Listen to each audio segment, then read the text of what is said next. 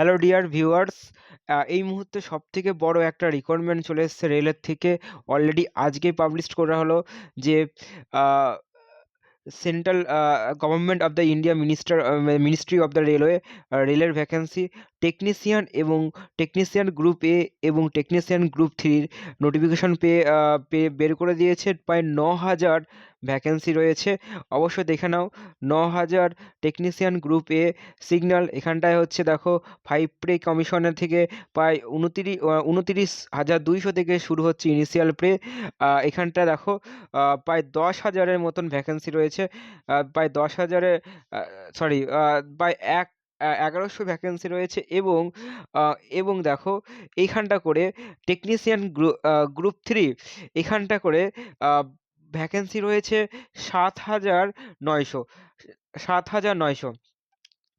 এখানটায় ভ্যাকেন্সি রয়েছে ৭,৯০০, মোট দুটোকে মিলে প্রায় ৯,০০০-এর মতন ভ্যাকেন্সি রয়েছে। কী, কী ক্রাইটেরিয়া রয়েছে? এদের এডুকেশনাল কোয়ালিফিকেশন এখানটা করে তেমন কিছু ওরা দেয়নি। এবার এটা ঠিক এখানটা আইটিআই কিন্তু মাস্ট লাগবে এবং যারা না যারা 11-12 এ সায়েন্স ব্যাকগ্রাউন্ড থেকে আছো তারাও কিন্তু এই ফর্ম ফিল আপটা করতে পারবে। কিন্তু সেটা নোটিফিকেশন না পেলে আমরা বলতে পারছি না এখানটা করে।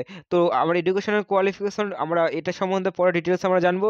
এছাড়াও কত করে মানে এক্সাম ফিস সেটা দেখো ৳৫০০ করে কিন্তু এক্সাম ফিস দেয়া আছে এবং ST, ST, OBC, ST, ST বা অন্যান্য ক্যাটাগরি বা ফিমেল ট্রান্সজেন্ডার অন্যান্য মাইনরিটি ক্যাটাগরি যারা আছে তারা কিন্তু পরীক্ষা দিলে ৳২৫০ কিন্তু রিফান্ডেবল চলে আসবে তার কিন্তু নিজস্ব ব্যাংকে।